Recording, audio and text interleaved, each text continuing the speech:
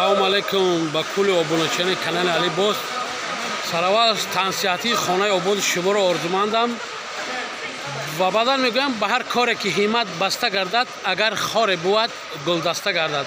Албатта имрӯз гирди номи марде ҳарф мезанем ки ба шикасту рехтҳои зиндагӣ тоб оварду ва бо хеле кӯшишҳои заҳматҳои зиёде ки имрӯз тоҷир гаштааст ва яке аз тоҷирони бообрӯ дар бозори Садовод воқеан ҳам дар саршавии лини 29 СТ4110 марҳамат акаи Шодиҷон, ман ҳамин шахс, ман ҳамин тоҷир, ин бобои ҳоҷӣ низ савдои чакана ва яклухте доранд.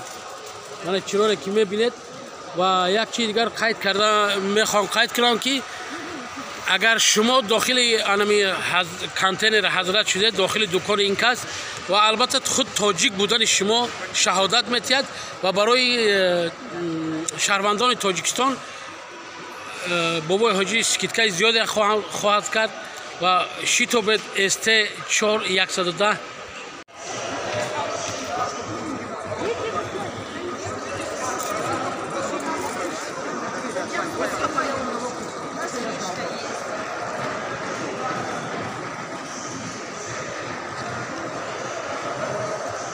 برادران عزیز، چون که شما ببینید در این دکان به حد مال‌های زیاده است، مال‌های ورزشی زمستانه و تابستانه هستند و مرحمت کرده بیاید از این مال‌ها خریداری کنید.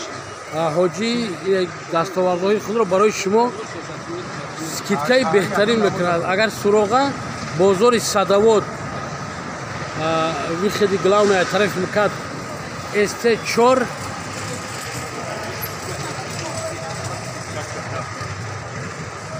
ST4110 واقعا هم آدمایی که اگر ST این چیزا رو نمیفهمن، من مرحمت وقتی که از شیروک لینی میایی مرحمت اینا 29 لینی، وقتی 29 لینی از طرف دستی راست دکانی حاجی شادی باشد. مرحمت میزاجان محترم، بابای حاجی شما رو انتظار است.